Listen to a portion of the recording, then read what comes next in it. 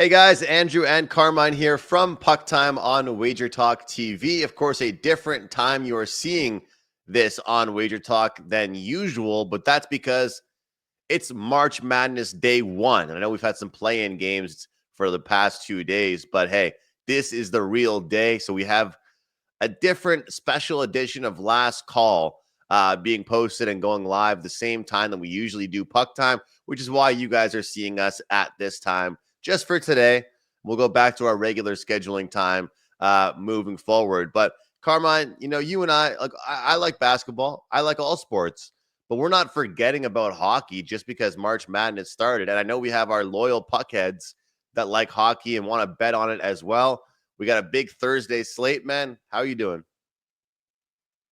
I'm doing good. Yeah, listen, multi-sports at this time of the year, it's fantastic. March Madness, as you mentioned, is here. If you had Texas yesterday plus 3.5, I'm sorry. That was a brutal finish for you guys. Led pretty much start to finish, Andrew, and then I had it just Xavier. fell apart late to Xavier. Yeah, of course you did. So I've been watching some of it, and I'll be watching throughout the day today. Today's awesome because it's March Madness. We've got NHL action tonight that we're going to discuss 3 games, and then on top of that, during the day, I've also got the quarterfinals of the Nations League soccer. So for a guy like me, I love all 3 sports and sports in general. So all the screens here at home will be on different sports throughout the day, and 4 or 5 apps open for live betting. Always have more than one platform or one book that you bet at in order to get the best odds available. And of course, wagertalk.com should be your go-to if you're looking for free odds, and then Sports Logic as well too, or Odds Logic as well too, which has a fantastic odds screen. Andrew, we're going to talk Leafs and New York Rangers. The Leafs get a little help yesterday from Kansas City Chiefs officiating crew to win that game 2-1. We'll get to that one in a second. We got Ottawa and Colorado. 2 teams, Colorado also on the second of a back-to-back. You're going to have some props for us, I believe, and then we're going to finish it off with Winnipeg and Edmonton. These teams have not played since opening night for them in the NHL, with Winnipeg going in and spanking the Edmonton Oilers 6-0 in that Yeah. game. Yeah, it wasn't a great start for the Oilers, but they're playing some pretty good hockey right now. A couple best bets, and hopefully we send people home with some winners on the first day of March Madness. But it is also madness here, Andrew. I'm gonna, for the first time, I never do this, tout my own horn. 11-1 in the NHL. That's the run I'm on right now after last night's win with Minnesota, and I have a 5% play loaded in tonight's actions. We'll see if we can go 12-1 in the NHL, and a couple coupon codes still available that you can use to get the rest of the NHL season. We'll get to that at the end. Rangers minus 130, Andrew, up from 120 opener. Leafs at plus 110. Leafs are 6-6. Sorry, 6-6. This early start time's got me a little confused.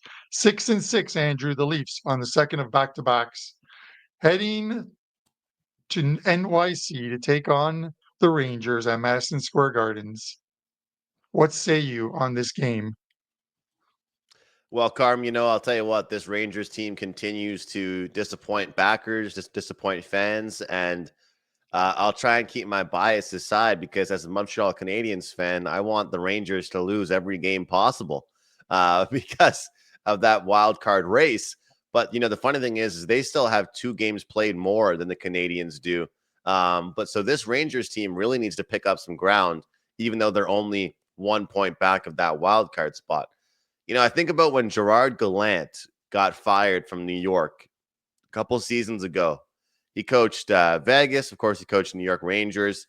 He said pretty much, Carm, uh, work ethic work ethic beats talent when talent doesn't work hard. That's what kind of he said about his own team he got fired from. If you look on a stat sheet, let's be completely honest here, and I will not be biased.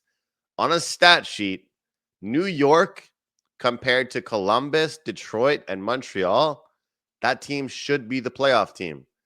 That's why the odds makers were having them as the playoff team with Ottawa for months, many weeks. Whenever on Puck Time, I would mention to you about the odds, it would say that the top two teams favored for that wild card spot were Ottawa and New York. And this team just wasn't living up to expectations. But I think similar to last night, how I mean, geez, what a call by you and a lot of people that followed that great trend on the back-to-backs for Seattle. Minnesota dominating Seattle, and I know you mentioned Leafs haven't been horrible on back-to-backs, but I think this is a really good rested spot to back this New York team.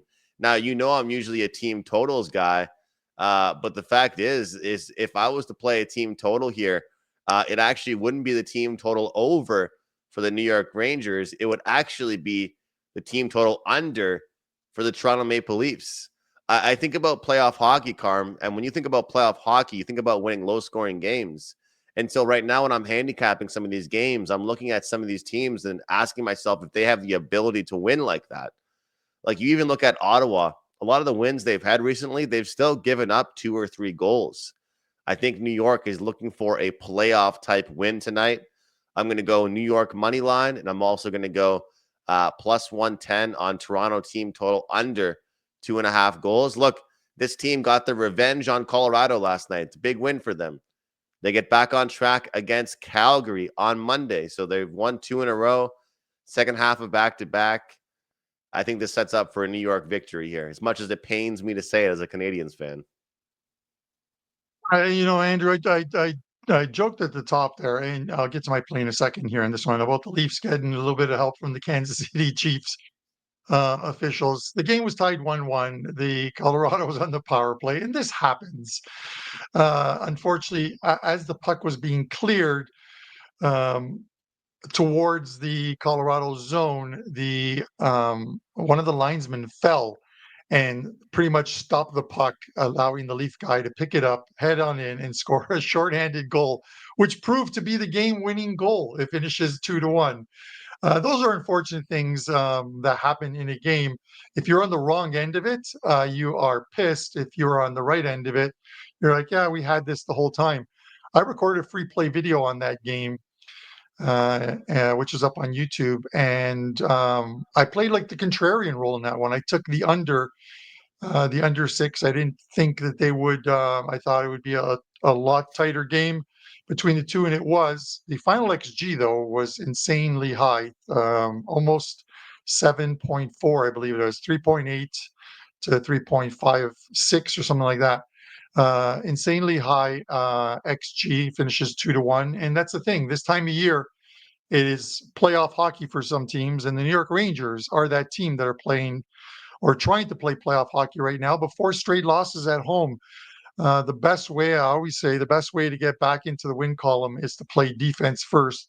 And if they can do that tonight against this Toronto Maple Leafs team, they likely can come out with the victory here. It should be Shesterkin in goal for them. And with Joseph Wall starting last night, it looks like it'll be Stolarz in goal tonight for the Leafs. I'm going to lean under here.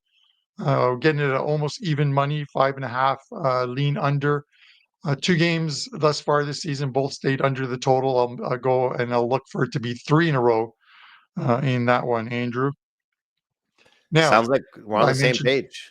Sounds like we're on the yeah, same page, man. 3-1 Rangers gets all the money. For some of the guys who take the New York Rangers on the puck line. I'm not sure I would take the Rangers on the puck line here. I think Rangers are just happy winning a game.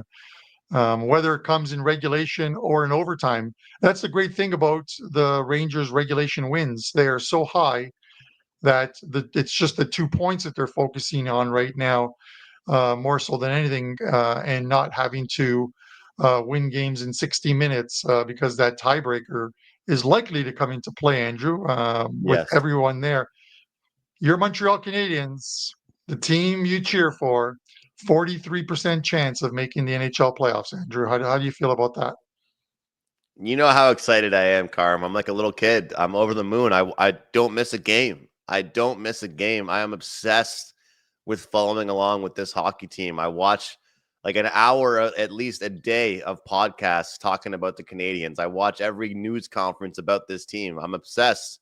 And the fact that they're potentially watching themselves make their way into the playoffs before the rebuild is even over is exciting because Carm, they didn't make any moves at the trade deadline. They didn't add anybody. The only thing they did was they didn't subtract. That was the reward. They didn't Yeah. trade off David Savard. They didn't trade off anybody.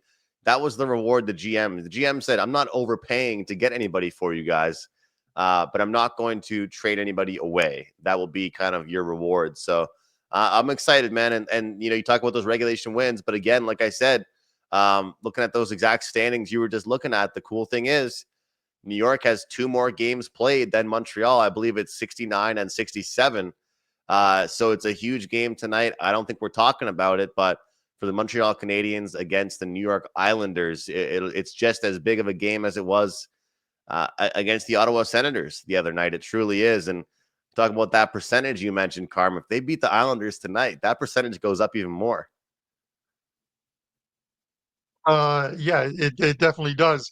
We've got like 12, 13 games left. So staying in the mix is the most important part, and picking up wins when you're expected to lose, or the odds are against you.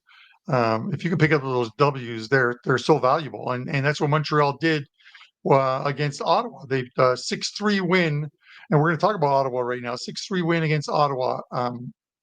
I didn't think the Montreal could beat the Sens just the way that Ottawa had been playing, but here we are. They get the win, and a convincing win. They just jumped on them.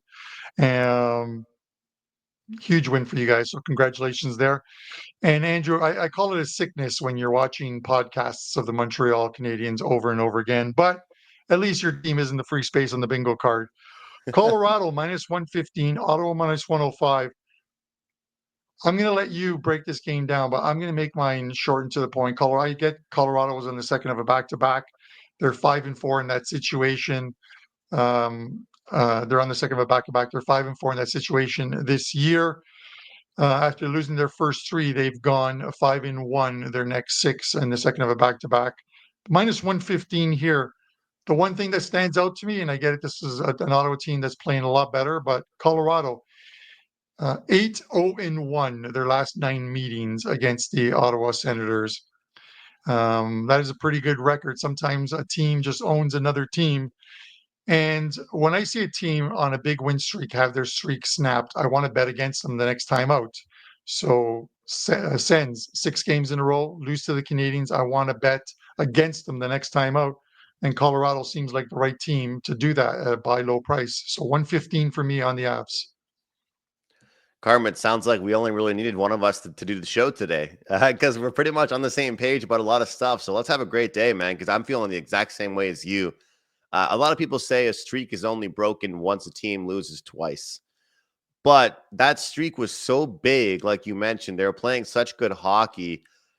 For them to lose a game, they're going to have that added motivation. But the streak is over now, and like I mentioned, they were playing pretty good hockey, but the Senators still gave up 3 goals to the Rangers. They still gave up 3 goals to the Bruins. They gave up a handful of goals to the Blackhawks. They gave up a handful of goals to the Sharks, a handful of goals to the Capitals. Everybody keeps talking about this team as if they're a different team, and offensively, they're different. Carm, is the defense that much different for the Senators? That's really the thing. Honestly, is the defense much different, or did they just go out and get a good goalie? Because to me, if you look at some of the underlying numbers, Allmark has made a lot of big saves every game, every game. And so Senators fans getting excited, Senators fans that are happy about the performance of the team, I understand it. But at the end of the day, sometimes I'm looking at this team and I'm like, man, like imagine if Allmark didn't just make 2 or 3 highlight saves that period. They're down like 2 goals. They're down a lot more than they should be. So um For what it's worth, I'm looking at the Odds Logic website right now. Saw that the game opened a pick, and now we're seeing at some spots the game is now minus 120 for Colorado. So in the early morning, money coming in on Colorado's second half of back to back after the loss for them, and that's the side that I'm going to go with as well. No team totals, no first periods, none of the fancy stuff. I want to go with them. And you know what's kind of funny, Carm, is that I'm a huge Nathan McKinnon fan, but it's always funny to me when star players kind of have like the media say things about them just because they're obviously so good. It's hard for them to ever be criticized. But I saw excuse me, I saw a couple reporters saying, "Can these guys start scoring 5-on-5 for once?" And I was like, "Wow, okay, McKinnon and these guys are actually getting scrutinized for something. Like you don't usually see that." But the funny thing is, it was kind of a bad game for McKinnon, and he still ends the game with an assist. It was a bad game probably for Cale Makar. He still ends the game with an assist and 2 points.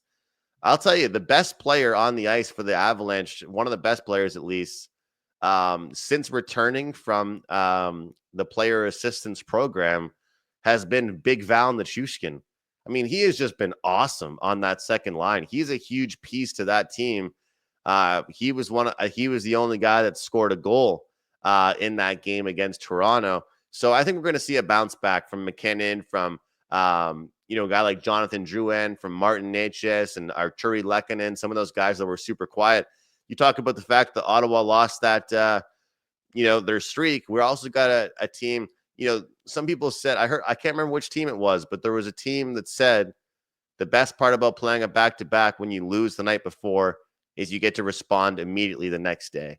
And so sometimes I'd almost be more likely to back a team on a back-to-back.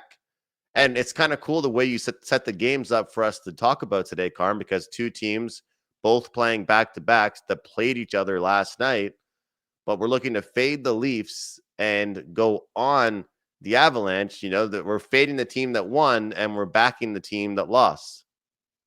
Yeah. Yeah. It's and I think it's just because like you look sometimes at the core numbers and I mentioned the Leafs 6-6 on the second of a back to back, Colorado 5-4 in the second of a back to back. And there isn't the 10-0 or 0-10 on the second of a back to back like Seattle was yesterday. Now they're 0-11. They played bad for a 2-minute stretch in the first period and then got blitzed for 3 goals and you give Minnesota 3-0 lead. They're not going to cough that one up. I didn't even stay up and watch it. I saw 3-0 and I went to sleep to get up early for this show and do some homework. But Andrew, I released Colorado last week at 10-1 because they're available 10-1 at DK to win the Stanley Cup. I still feel that this team can be one of the best teams in the Western Conference. Winnipeg leads it. They've let it start to finish, but we've seen this story from Winnipeg before.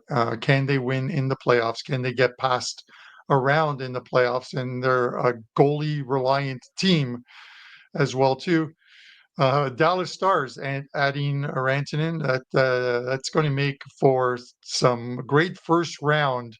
Yeah. Colorado, Colorado and Dallas first round seems almost criminal. The teams that could be playing in the conference finals.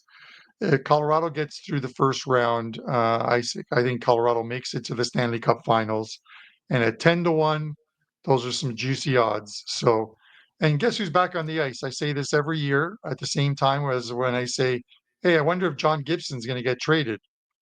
Gabriel Landeskog is on the ice with Colorado. Andrew, Yeah. it's been what, two years, 3 years since he's been out of the lineup. He's rested, if nothing else. But man, if they can get this guy back for even the last couple of games of the season and in the playoffs, I'm not sure the chances of that happening are. But the video I saw of him on the ice during the morning skate, last week. He looked pretty good. So we'll see. There's a difference between the morning skate and a 8 p.m. game.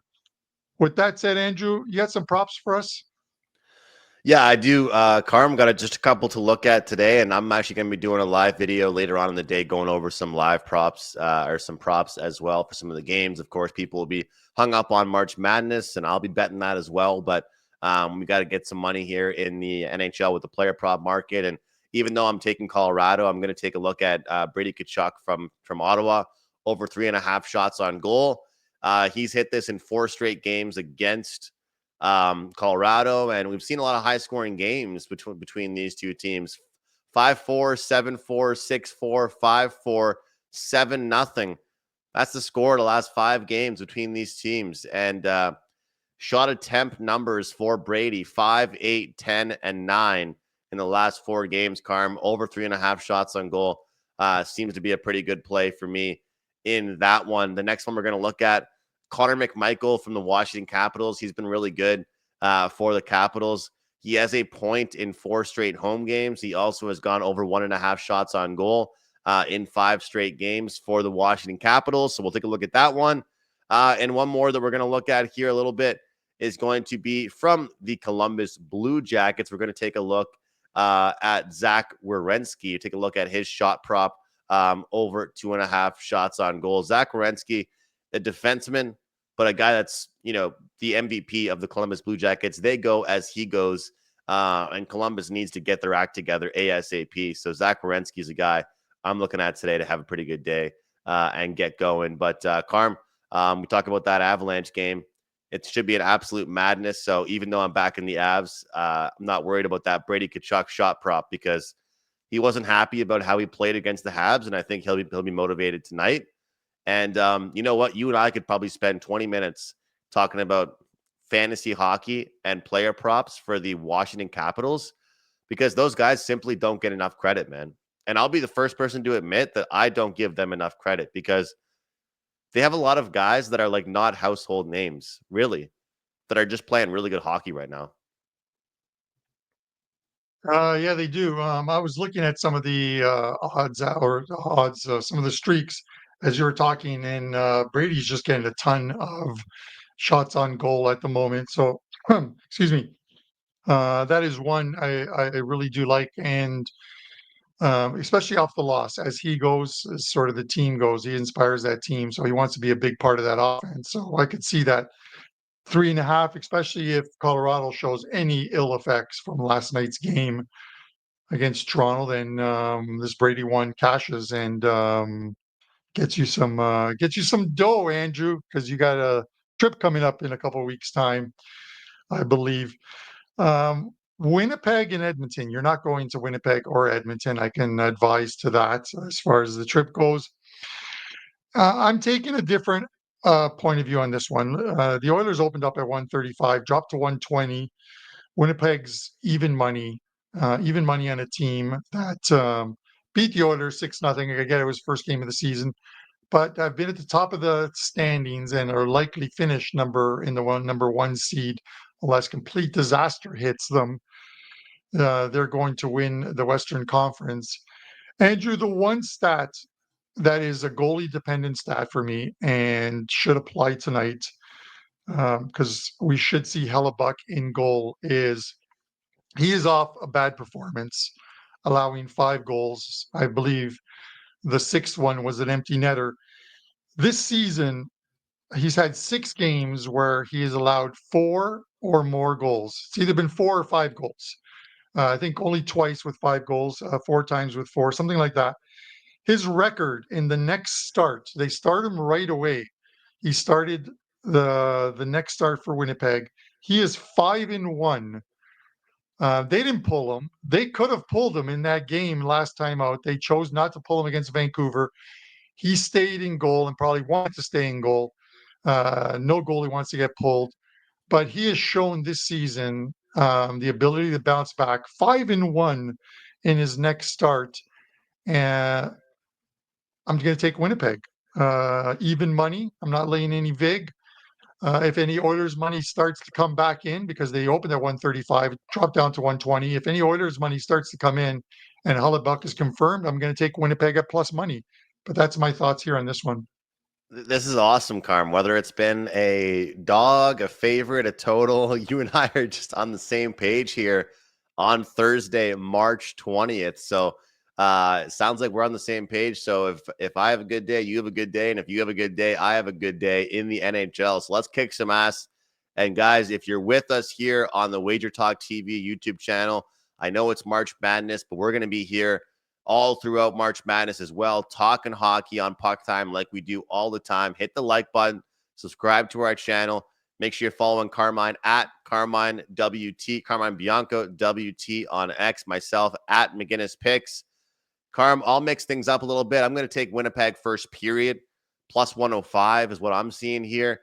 We just got a very typical one team should be pissed off and one team could be feeling pretty good type of situation. You know, for lack of better words, Edmonton slapped the shit out of Utah. They beat the crap out of them.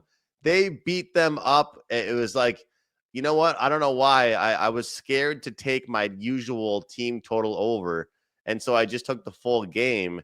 And Edmonton almost hit their team total in the first like 10 minutes of that game.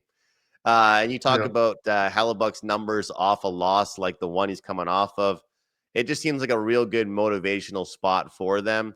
It is a road game, but that's why I'm going to go with the first period, plus 105 for the Winnipeg Jets to be the hungrier team, the hungrier offense, and to get off to a really good start. And honestly, I think a good hedge for that would even be over 1.5 first period. We could see some goals for both teams, but I think first period money line plus 105 is a good play for the Winnipeg Jets. So it's funny, Carm. Sometimes you see a stat, you see a trend, you see some info you just cannot ignore, and that's you and I for a couple of these games today. So we're on the same page here. Hopefully, we get the job done.